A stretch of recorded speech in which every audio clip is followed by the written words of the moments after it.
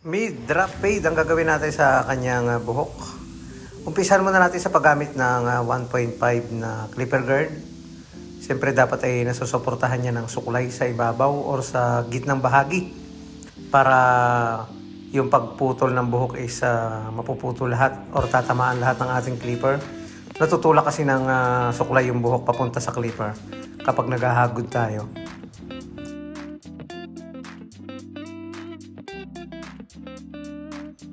Next natin, overcomb.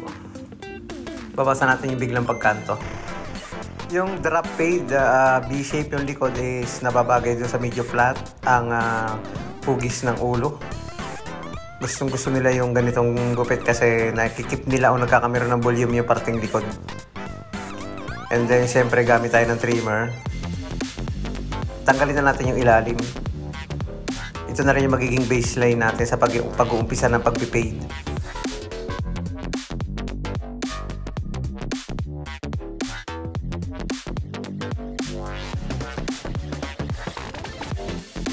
And then number 1 na clipper guard. Step by step pa rin yung procedure na gagawin natin dito para hindi mapersa yung pagnipis. Recommended dito sa mga beginner barbers yung mga paggamit ng clipper guard step by step.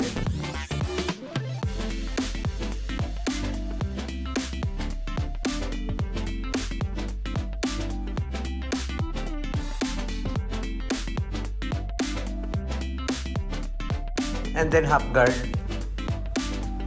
Estimate lang din yung paghagod dito. Kapag mataas yung ginawa natin paghagod sa mga makakapal na clipper guard, pababa naman ang pababa. Paikli ng paikli yung sukat ng clipper guard, pababa ng pababa yung paghagod.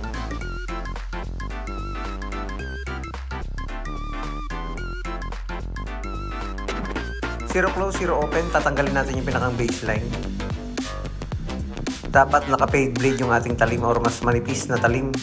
Okay din yung taper basta medyo manipis siya. Tsaka maganda yung adjust ng talim nito.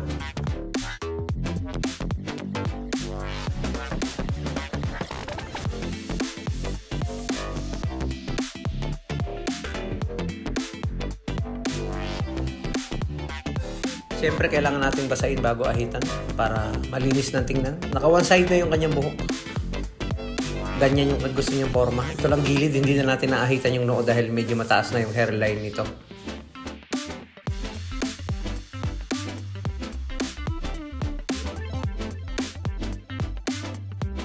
Ayan, okay na. Mid drop fade.